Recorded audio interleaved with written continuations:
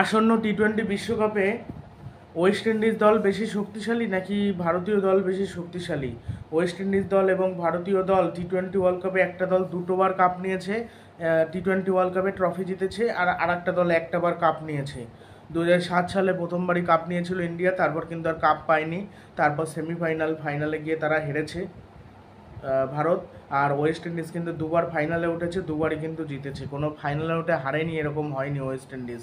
West Indies দুবারই গেছিলো, 2012-তে আর 2016-তে। 2016-তে হারায় ইংল্যান্ডকে, 2012-তে হারায় শ্রীলঙ্কাকে।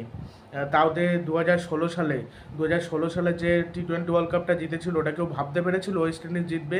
ওখান থেকে ওয়েস্ট ইন্ডিজের জেতার কথাই ছিল না। 1 ওভারে করতে হতো 19 রান, বেন স্টোকসের বলে 4টে 6 মেরে দিল। ইডেন গার্ডেনে খেলাটা ছিল, তারপর তো কাপ নিয়ে নিল ওয়েস্ট ইন্ডিজ। ওয়েস্ট ইন্ডিজের মহিলা দলও সেইবার কাপ নিয়েছিল।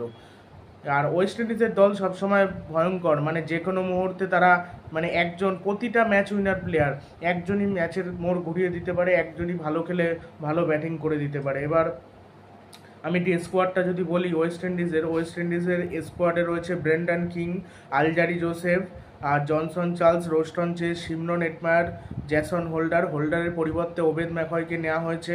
জ্যাসন হোল্ডার খেলবে না, তাই সেই হোক Akeal Hosein, Shamar Joseph, Brandon King, Gudakesh Motie, আর Nicholas Pooran, Andre Russell, S Rutherford, আর রোমারিও শেপার্ড। এবার এখান থেকে প্লেইং 11 কেমন হবে সেগুলোকে বলে নিই, তারপর ভারতেরটা শক্তিশালী না ওয়েস্ট ইন্ডিজেরটা শক্তিশালী সেগুলো সব পরে বলছি। মানে এখান থেকে প্লেইং 11 হয়তো হতে পারে ওই ওপেনার হিসেবে হয়তো বেছে নেওয়া হবে জনসন চার্লস আর ওই ব্রেন্ডন কিংকে, দুজনকে। 3 নম্বরে হয়তো খেলানো হবে পুরানকে, 4 নম্বরে খেলানো হবে, 4 নম্বরে আমার মনে হচ্ছে এস রাদারফোর্ডকে রাখা হবে। 5 নম্বরে হেটমায়ার, 6 নম্বরে অ্যান্দ্রে রাসেল, 7 নম্বরে রহমান পাওয়েল, 8 নম্বরে আকিল হোসেন, 9 নম্বরে গুডাকেশ মতি। দুটোই একই ধরনের স্পিনার, কিন্তু এই দুজন ছাড়া তো স্পিনারও নেই, এই দুজনকে খেলাতেই হবে। আর এই দুজনকে যদি না খেলাতে যায়, একজন স্পিনার খেলাতে যায়, তাহলে সেটাও খেলাতে পারে। আবার এটাও হয়তো হতে পারে রোস্টন চেসকে একদম শেষ দিকে খেলিয়ে দিল, আকিল হোসেনকে খেলালো না, গুডাকেশ মতিকে তো নেবেই আমার যতদূর মনে হয়, তার কারণ এখন খুব ভালো বল করছে, টি-20 ক্রিকেটে ভালো বল স্পিন করাচ্ছে। এবার আকিল হোসেনের থেকে বল স্পিন করে, এই জন্য হয়তো 8 নম্বরে এটাও হতে পারে। আমরা দেখতে পারি রোস্টন চেসকে দেখতে পারি 8 নম্বরে। আর 9 নম্বরে আমরা দেখতে পারি যে গুটাকেশ মতি। 10 নম্বরে একটা পেসার থাকবে, সেটা আলজারি জোসেফই হবে। আর 11 নম্বরে সামার জোসেফের পেস ছাড়া আর কিছু নাই, মানে 2 জোসেফ হয়তো খেলতে পারে। আর বা এটাও হতে পারে রোমারিও শেপার্ডকে নিল, রোমারিও শেপার্ড, হ্যাঁ, যদি মনে করে সামার জোসেফকে খেলাবো না আমরা, আলজারি জোসেফ আর রোমারিও শেপার্ডকে খেলাবো, সেটাও করতে পারে। এদের মধ্যে থেকে টিম হবে। সেই জন্য আমার মনে হচ্ছে এই টিমটার বোলিংয়ের থেকে ব্যাটিংটা কিন্তু বেশি শক্তিশালী। আর ভারতের যদি আমি ব্যাটিংয়ের কথা বলি, ভারতের ব্যাটিংয়ে কিন্তু রয়েছে রোহিত শর্মা, যশস্বী জয়সওয়াল, বিরাট কোহলি, সূর্যকুমার যাদব, হার্দিক পান্ডিয়া, তারপর ঋষভ পান্ত অথবা সঞ্জু স্যামসনের মধ্যে যে কোনো একজন খেলবে। তারপর জাদেজা, অক্সার প্যাটেল, এরকমভাবে ভারতের ব্যাটিং লাইন আপ হবে। এবার ব্যাটিং লাইন আপে যদি দেখতে হয়, batting line up West Indies অনেক অনেক গুণ শক্তিশালী ভারতের থেকে। আর যদি বোলিংয়ের দিকে দেখতে হয়, বোলিংয়ের দিকে কিন্তু ভারত শক্তিশালী। অনেকে বলছে ভারতের বোলিং ভালো না, অন্তত ওয়েস্ট ইন্ডিজের থেকে ভালো। ওয়েস্ট ইন্ডিজের কারা রয়েছে বোলিং অপশানে? রোমানিও শেপার্ড, যে আইপিএলে মার খেয়েছে, জঘন্য বল করেছে, যে খুব একটা ভালো বোলারও না, মোটামুটি বোলার। আলজারি জোসেফ এমন কিছু বোলার না, শুধু গতি ছাড়া তারাতে কিচ্ছু নাই, না আছে কোনো ভ্যারিয়েশন, না আছে কোনো স্লোয়ার বল, না আছে কোনো ইয়র্কার, শুধু একমাত্র লেন বল করে যায়, আর গতি দিয়ে বল করে, গতি দিয়ে পরাস্ত করার চেষ্টা করে মার্কুটের মতো। তাও মার্কুটের একটা লেভেল রয়েছে, আলজারি জোসেফের তাও নেই। তবে আলজারি জোসেফের একটা ভালো দিক কি, আলজারি জোসেফ ব্যাটিংটা করতে পারে, ব্যাটিংটা ফিল্ডিংটাও খুব একটা খারাপ করে না আলজারি জোসেফ। আবার আমরা এটাও দেখতে পারি হয়তো সামার জোসেফ আলজারিকে বাদ দিয়ে সামার জোসেফ আবার রোমারিও শেপার্ডকে ওয়েস্ট ইন্ডিজ খেলাবে, সেটাও হতে পারে। এবার কি হবে সেটা বোঝা মুশকিল। আর ওদের এস রাদারফোর্ড, অ্যান্দ্রে রাসেল, এরা কিন্তু প্রত্যেকে শক্তিশালী ভারত থেকে। ভারতের ব্যাটিংটা আবার একটু দুর্বল লাগছে এই কারণেই, মানে ওয়েস্ট ইন্ডিজের তুলনায়, মানে ভারতের এরকম বিধ্বংসী কেউ নেই। রোহিত শর্মা বিধ্বংসী, কিন্তু একটু আলাদা লেভেলের বিধ্বংসী। আর শেষ দিকে সূর্যকুমার যাদব বিধ্বংসী, কিন্তু আদৌ ফর্মে ছিল না আইপিএলে, এবার আদৌ কি খেলতে পারবে সেটা নিয়ে একটা সংশয় রয়েছে।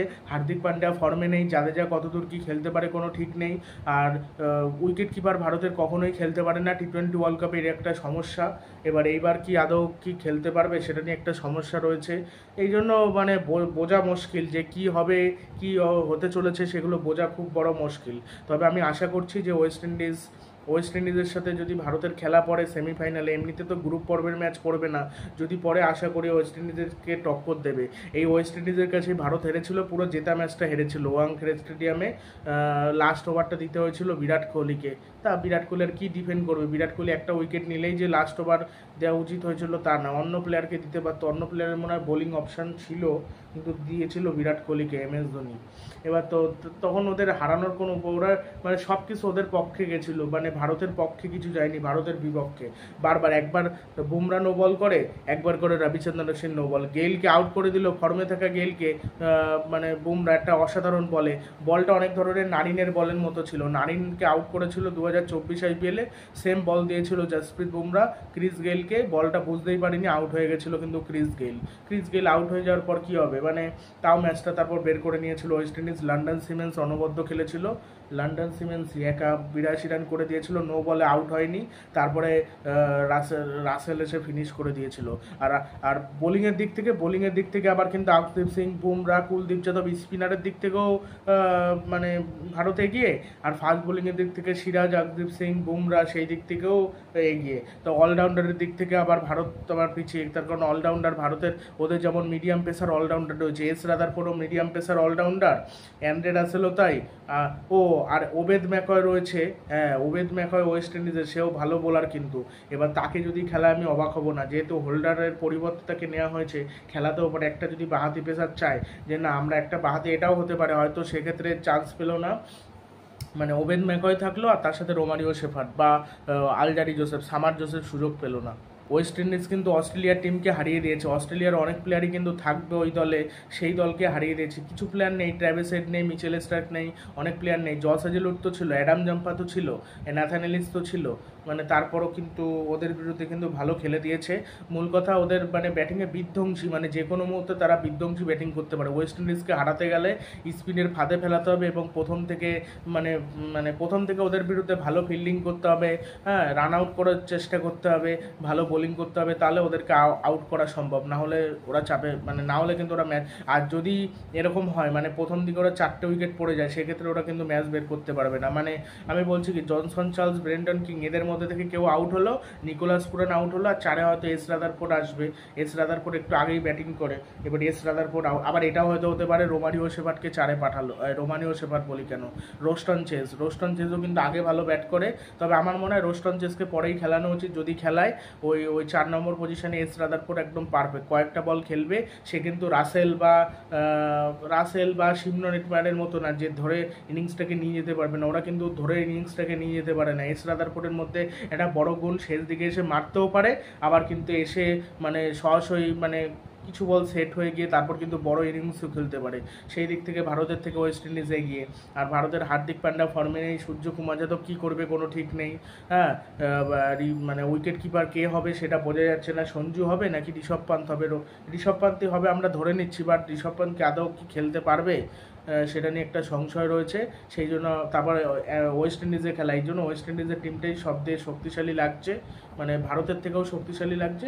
তবে বোলিংয়ের দিক থেকে ভারত আবার শক্তিশালী, স্পিনারের দিক থেকে স্পিনার আমাদের আবার সেরা, বাট দেখা যাক কী হয়, স্পিনের ফাঁদে ফেলানো যায় নাকি। আর ব্যাটিং ওদেরটা অনেক গুণ ভালো, মানে আমাদের নাম করা টপ অর্ডার হয়তো নাম করা রয়েছে, মানে রোহিত শর্মা, যশস্বী জয়সওয়াল, বিরাট কোহলি, আর ওদের কি Brandon King, Johnson Charles, Nicholas Pooran, কিন্তু ওদের অনাম করা, কিন্তু এরা প্রত্যেকে T20-র প্লেয়ার, এরা বিভিন্ন T20 লিগে খেলে বেড়ায়, এদের T20 খেলার প্রচুর অভিজ্ঞতা রয়েছে ভারতের প্লেয়ারের থেকে, এই জন্য এরা T20-তে বিধ্বংসী ব্যাটিং করবে। আর তারা ওয়েস্ট ইন্ডিজের প্লেয়ার, এরা ভারতের প্লেয়ার কখনোই ওয়েস্ট ইন্ডিজের মতো অতটা মারকুটে ব্যাটিং করতে পারবে না, তারা মারকুটে ব্যাটিং করবে, প্রয়োজনে 30 বলে 60 রানও তারা করে দিতে পারে ভারতীয়রা, বাট একটু চাপের হয়ে যায়, কিন্তু ওদের পক্ষে 25 বলে 60 রান এই সব ইনিংস খেলা ওদের মানে বাহাতের খেল, 15 বলে 40 এরকম ওরা বিধ্বংসী ইনিংস খেলে দেয়, মানে অবিশ্বাস্য। ওরা নিজেদের স্কোরের দিকে তো ভাবে না, এরা শুধু রানটা কীভাবে সচল রাখতে হয়, রান হবে, উইকেট পড়ে যায় তাও এরা মারতে থাকে, এরকম আর কি ওয়েস্ট ইন্ডিজ। সেটা রাসেল হোক, রাদারফোর্ড হোক, এরা ধরে খেলার মধ্যে যায় না, এই জন্য একদিক দিয়ে যেমন ভালো একদিক দিয়ে খারাপ, এই জন্য এরা 2বার কাপ নিতে পেরেছে। আর 2বার কাপ নিতে চাওয়ার কারণ হলো মান্নন স্যামুয়েলস ওই 2012 সালে খেলে দিয়েছিল, পুরো স্যামুয়েলসের জন্য পুরো দারুণ খেলে জিতিয়েছিল শেষ অবধি। মনে হয় 46 বলে 50 রান করেছিল, তারপর সেখান থেকে 78 রান চলে গেছিলো 56 বলে।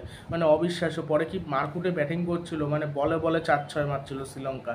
আর শ্রীলঙ্কা ভেবেছিল 139 রান আরামসে চেস করে দেবে, চেস করতে পারেনি। স্লো উইকেটে 140 রান চেস করাও মুশকিল। যদি সেই স্লো উইকেটেই ওয়েস্ট ইন্ডিজ মুখ থুবড়ে পড়বে, সেইখানেই তো ধরে খেলতে হবে, সেখানেই ধরে খেলতে পারবে না ওয়েস্ট ইন্ডিজ, যে মারকুটে ব্যাটিং। তবে তাদের পিচ তো তারা হয়তো জানবে পিচ সম্পর্কে, এর জন্য হয়তো উইকেট হাতেও রাখবে। উইকেট হাতে রাখলে আবার সমস্যাটা হয় না, উইকেট হাতে থাকলো না, ওইদিকে স্লো উইকেট হয়ে গেল, সেক্ষেত্রে কিন্তু সমস্যাটা হয়ে যায়। এটাই হলো বিষয়। তো দেখা যাক কি হয় এখন। আর 8ই জুন সব থেকে বাজে খেলা পড়েছে।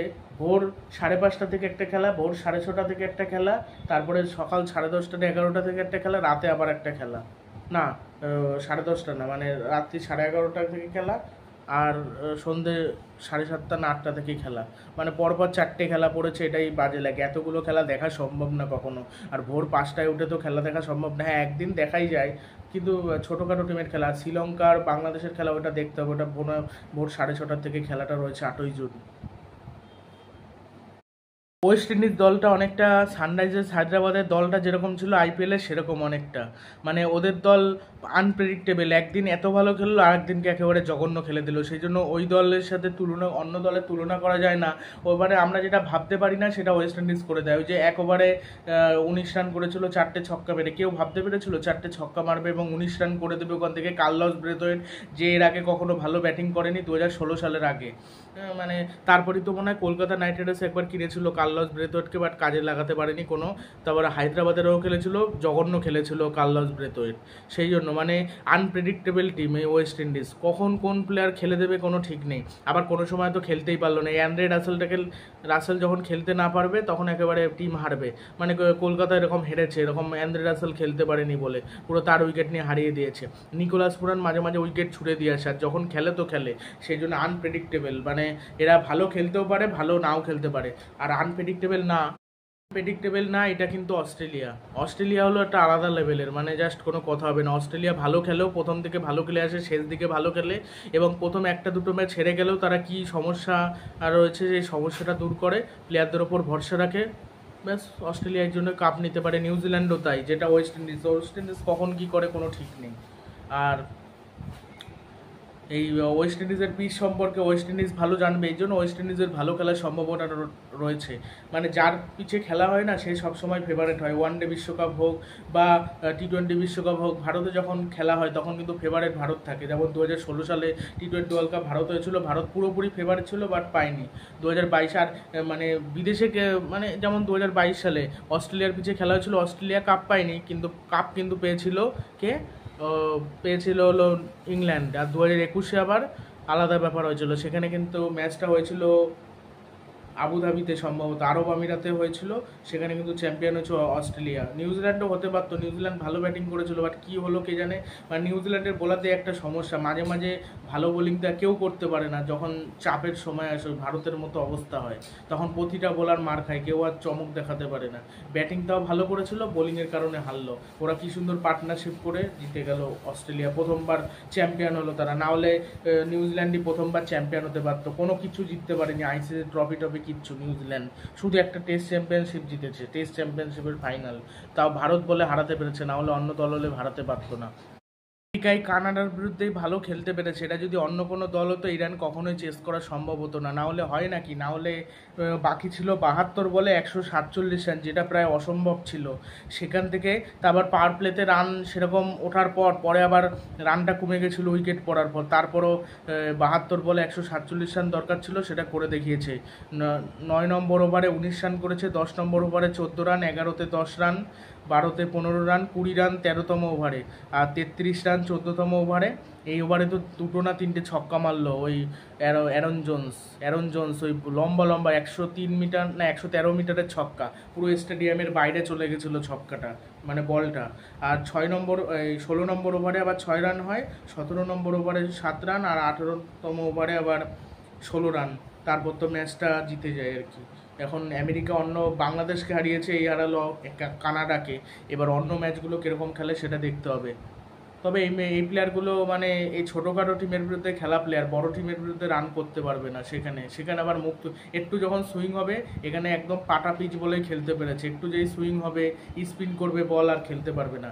এখানে না আছে স্পিনারদের জন্য সাহায্য, না আছে কোনো ফাস্ট বোলারদের কোনো সাহায্য। এবার যদি ব্যাটসম্যানরা দয়া করে যে তার বলে যদি না মারে, সে রানটা কম দিচ্ছে। যেমন হারমিত সিং ভালো বল করেছে, হারমিত সিংয়ের মারটা কম খেয়েছে, এরকম আর কি। মানে কিন্তু ওয়েস্ট ইন্ডিজের পিচ আবার আলাদা হবে। ওয়েস্ট ইন্ডিজ আর আমেরিকাতে ম্যাচটা হচ্ছে। ওয়েস্ট ইন্ডিজে আবার কিছু স্লো টার্নিং উইকেটও রয়েছে, যেখানে স্পিনাররা প্রচণ্ড টান পাবে। তবে এই টি-20 ওয়ার্ল্ড কাপে 4 ছক্কা দেখে যাতে মজা পায় দর্শকরা, এই জন্য খুব একটা স্লো উইকেট করে না। কোনো একটা হয়ে যায়, 2-1টা। আর এরকমও হয়, হয়তো ব্যাটিং পিচ থাকলেও প্রথম দিকে, খেলা যত হতে থাকলো ওই পিচে খেলা হতে হতে পরে পিচটা স্লো হয়ে গেল, এরকম হয়। কিন্তু আবার পিচের অন্যরকম 3-4 রকম পিচ হয়। একটা আছে ব্যাটিং পিচ, একটা আছে স্লো পিচ। একই মাঠের নাম একই, বাট অনেক রকম আছে। ইডেন গার্ডেন ওরকম আছে, অস্ট্রেলিয়ায় ওরকম আছে। অস্ট্রেলিয়া একটা আছে স্লো পিচ, আর একটা আছে পুরো পেসাররা সুবিধা পারে, প্রথম দিকে সুবিধা পাবে, সুইং পাবে, এরকম পিচ রয়েছে। অনেক ধরনের পিচ হয়, এই হলো ব্যাপার। ভারত এবং বাংলাদেশের মধ্যে অনুশীলন ম্যাচ চলাকালীন শরীফুল ইসলামের হাতে কিন্তু চোট লাগে। শরীফুল ইসলাম কিন্তু টি-20 বিশ্বকাপ থেকে ছিটকে যায়, এবং মানে ছিটকে যাওয়ারই কথা মনে হয়। তার কারণ যেরকম গুরুতর চোট, হাতে সেলাই পড়েছে, মনে হচ্ছে ছিটকে যেতে পারে। এখনও সম্ভবত যায়নি, যেতে পারে, এর মধ্যেই চলে যাবে ছিটকে। এবং ওই মোস্তাফিজুর রহমান, তার সাথে হয়তো পেসার হিসেবে তানজিম হাসান, সাকিব, আর যদি তাসকিন খেলতে পারে তো তাসকিন। মানে আর তানভীর ইসলাম, ওই প্লেয়ারটাকে নিল কি জন্য কি জানে, না আছে কোনো স্পিন, ফালতু বোলার, একদম ফালতু। আমি বল দেখলাম, ওর জন্য তো হার্দিক পান্ডা মারতে পারলো। 3খানা 6 না হলে খায় নাকি তানভীর ইসলাম। আর ওইদিকে টি-20 বিশ্বকাপ তো প্রায় শুরু হয়ে গেল। একটা ম্যাচ হয়েছে সবে, আমেরিকার কানাডার মধ্যে। কানাডা হেরে গেছে, আমেরিকা কিন্তু জিতেছে। 195 রান চেস করেছে আমেরিকা যে চমক দেখাতে চলেছে এটা বোঝা যাচ্ছে। তবে ছোটো টিমের বিরুদ্ধে মানে 197 রান তুলেছে 3 উইকেটে, 17.4 ওভারে। মানে 14 বল বাকি থাকতে জিতে নিয়েছে আমেরিকা। 7 উইকেটে স্টিভেন টেইলর 2 বলে 0 রান করেছে। কালিম সানার বলে আউট হয়েছে। মোনাঙ্ক প্যাটেল, ভারতীয় প্লেয়ার, আন্ডার-19 প্লেয়ার ছিল 2009-10 সালে, না 2012-তে বোধ হয়। 16 বলে 16 রান করেছিল। অ্যান্ড্রিউ গোস, এই প্লেয়ারটা মানে আবুধাবি নাইট রাইডার্সের হয়ে খেলেছিল, মানে কেকেআর টিমের হয়ে। এটা 46 বলে 65 রানের ইনিংস খেলেছিল, 7টা 4 3টে 6 মেরেছিল, 141 স্ট্রাইক রেটে ব্যাটিং করেছিল। নিখিল দত্তর বলে আউট হয়েছে। আর অ্যারন জোন্স, প্লেয়ারটা একবারে অসাধারণ ব্যাটিং করেছে। অ্যারন জোন্স কোনোদিন বোধহয় এত ভালো ব্যাটিং করতে পারে না, বাট আজকের ম্যাচে ভালো ব্যাটিং করেছে। 40 বলে 94 রান করেছে, 4টে 4 10খানা 6, 235 স্ট্রাইক রেটে ব্যাটিং করেছে। অ্যারন জোন্সের ব্যাটিং দেখলাম, বড় লম্বা ছক্কা মারছিল, স্টেডিয়ামের বাইরে চলে যাচ্ছিল, অবিশ্বাস্য 6। আর করি অ্যান্ডারসন 5 বলে 3 রান করেছে। করি অ্যান্ডারসন 19 রান এক্সট্রা দিয়েছে কানাডার বোলার কেউ ভালো বল করতে পারেনি। জে গর্ডন 3 ওভারে 44 খেয়েছে। তারপরে নিখিল দত্ত 2.4 ওভারে 41 রান দিয়ে 1 উইকেট নিয়েছে। স্যাদ বিন জাফার 4 ওভারে 42 রান দিয়ে 1 উইকেট। পার্কার সিং 1 ওভারে 15 রান দিয়ে 1 উইকেট। কালিম সানা শুধু একমাত্র একটু ভালো বল করেছে অন্য সবার থেকে, 4 ওভারে 34 রান দিয়ে 1 উইকেট নিয়েছে। আর ডিলন হেগলিগার 3 ওভারে 19 রান দিয়ে 1 উইকেট নিয়েছে। স্টিভেন টেইলর 0 রানে 1 উইকেট। তারপর 42 রানে 2 উইকেট পড়ে যাওয়ার পর চাপে পড়ে গিয়েছিল আমেরিকা। তারপরে কিন্তু অ্যান্ড্রু গোস আর এই যে অ্যারন জোন্স, এরা কিন্তু পার্টনারশিপ করে। 1 থেকে 6 ওভারে 41 রানে তুলেছিল, ওরা 50 রান তুলেছিল, এরা কিন্তু 41 রান তুলেছিল আমেরিকা। তারপরও 58 বলে 131 রানের পার্টনারশিপ তোলে অ্যান্ড্রু গোস আর অ্যারন জোন্স অপ্রতিরোধ ব্যাটিং করছিল, মানে বড় লম্বা 6। তার স্ট্রাইক রেট এমনি ক্যারিয়ারে কম, বাট এখানে কিন্তু ভালো খেলছিল। অ্যান্ড্রু গোস আর মোনাঙ্ক প্যাটেল 37 বলে 42 রান। মোনাঙ্ক প্যাটেল আর স্টিভেন টেইলর তো পার্টনারশিপ ভালো হয়নি। করি অ্যান্ডারসন শেষে ব্যাটিং করতে নেমেছিল, আর অ্যারন জোন্স মিলে 12 বলে 24 রান করেছিল। ম্যান অফ দ্য ম্যাচ হয়তো অ্যারন জোন্সই হবে, মানে অপ্রতিরোধ ব্যাটিং করেছে। আর কানাডার হয়ে সবথেকে ভালো খেলেছে নাভনীত দিলওয়াল, এটা 44 বলে 61 রান করেছে, 6টা 4 3টে 6, 138 স্ট্রাইক ব্যাটিং করেছে। অ্যারন জনসন 16 বলে 23 রান করেছে। আর নিকোলাস কির্টন 31 বলে 51 রান, 3টে 4 2টো 6। আলী খানের বলে আউট হয়েছে। আর শ্রেয়াস মোভা 16 বলে 32, দুটো চার দুটো চার। এটা কিন্তু ব্যাটিং পিচই হবে, মানে আমেরিকার যে পিচগুলো হবে সেটা হবে ব্যাটিং সহায়ক পিচ, আর যেটা হবে ওয়েস্ট ইন্ডিজের পিচ সেটা হবে কিন্তু কিছু কিছু স্লো পিচ, ব্যাটিং উইকেট হবে বা কিছু কিছু স্লো উইকেট হবে। এক্সট্রা রান দিয়েছে, 10 রান দিয়েছিল মানে আমেরিকার বোলাররা। আলী খান 4 ওভারে 41 রান খেয়ে 1 উইকেট নিয়েছিল। নেত্রাভেলকর 2 ওভারে 16 রান দিয়ে কোনো উইকেট পায়নি। হারমিত সিং 4 ওভারে 27 রান দিয়ে 1 উইকেট নিয়েছে, ভালো বোলিং করেছে। জাসি সিং 3 ওভারে 24 রান দিয়ে কোনো উইকেট পায়নি। স্টিভেন টেইলর 1 ওভারে 15 রান দিয়ে কোনো উইকেট পায়নি। করি অ্যান্ডারসন 3 ওভারে 29 রান খেয়েছে, 1 উইকেট নিয়েছে। করি অ্যান্ডারসন মার খেয়ে গেছে। নিউজিল্যান্ডেরও সুযোগ পায় না বলে আমেরিকার হয়ে খেলছে, আমেরিকারও এখন কিন্তু সুযোগ পাচ্ছে। আমেরিকা বিভিন্ন জায়গা থেকে দল তৈরি করছে, তারপর খেলছে। কিছুদিন আগে তারা বাংলাদেশকে টি-20 সিরিজে পরাজিত করলো নিজেদের ঘরের মাঠে। অ্যারন জনসন যখন আউট হয় 43 রানে 1 উইকেট, তখন 5 ওভার 2 বলে। তারপর প্রজ্ঞা সিং আউট হয় 8 ওভারে 66 রানে 2 উইকেট। তারপর নাভনীত 128 রানে 3 উইকেট। নিকোলাস কির্তন 159 রানে 4 উইকেট। দীপলি সিং 173 রানে 5 উইকেট। 1 থেকে 6 ওভারে 50 রান তোলে। কীর্তন আর নাভনীত এরা 37 বলে 62 রানের পার্টনারশিপ করে, কিন্তু অ্যারন জোন্সের ইনিংসটা সেরা লাগলো। আমি পুরো ম্যাচটা দেখিনি, অত সকাল 6টা থেকে খেলা দেখা তো সম্ভব না, কিছুটা দেখলাম, ভালোই লাগলো। বেশ একদম অপ্রতিরোধ্য ব্যাটিং করেছে, অপ্রতিরোধ্য যেরকম ব্যাটিং করে সেরকমই কিন্তু করেছে। প্লেয়ার অফ দ্য ম্যাচ অ্যাওয়ার্ডও জিতবে। এই ম্যাচগুলো এখান থেকে জিতে যখন সুপার 8-এ যাবে তখনই তো আসল দলগুলোর ম্যাচগুলো হবে, তখন দেখে মজা আসবে। তখন মনে হয় দিনে একটা করে ম্যাচ, আর এখন তো 2-3টে করে হচ্ছে, তাড়াতাড়ি করে শেষ করতে হবে বলে, যেহেতু টি-20 ওয়ার্ল্ড কাপে 20টা দল যেহেতু খেলছে এই জন্য। টি-20 বিশ্বকাপের উদ্বোধনী ম্যাচ যখন হয়েছে এরকম ব্যাটিং কেউ করেনি। অ্যারন জোন্স যেরকম ব্যাটিং করেছে, লম্বা লম্বা 10খানা ছক্কা মেরেছে, অবিশ্বাস্য, মানে এরকম কখনো হয়নি। আর ভারতের ম্যাচ তো 5 তারিখে রয়েছে আয়ারল্যান্ডের সাথে, অনুশীলন ম্যাচ ভারত কিন্তু জিতে গেল। আর ভারতের একটা জিনিস দেখা গেল যে সঞ্জু স্যামসন ওপেনিং করতে আসলো রোহিতের সাথে, কিন্তু মনে হচ্ছে টি-20 ওয়ার্ল্ড কাপে রোহিতের সাথে ওপেন করবে বিরাট কোহলি। এবং আউটফিল্ড যদি স্লো হয় তাহলে ওদের ব্যাটিংটা কাজে দেবে, আর যদি ব্যাটিং সহায়ক পিচ হয় সেক্ষেত্রে কতটা মেরে খেলতে পারে সেটা নিয়ে সংশয় রয়েছে।